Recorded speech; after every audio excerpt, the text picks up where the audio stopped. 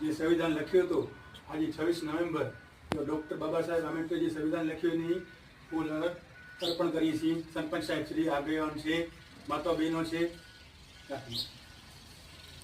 સરપંચ સાહેબ શ્રી આપણે ઉપસ્થિત રહ્યા હતા. ફૂલ અર્પણ કરી ગ્રામજનો મંગાભાઈ સામડિયા તેમજ અરવિંદભાઈ કાગી, હીરાભાઈ લાધાભાઈ સામડિયા, અરવિંદભાઈ કાગી, વાસુબેન, પચીબેન, વર્ષાબેન, નાથીબેન ગોવાભાઈ સ્થાને આ કાર્યક્રમ રાખવામાં આવ્યો હતો.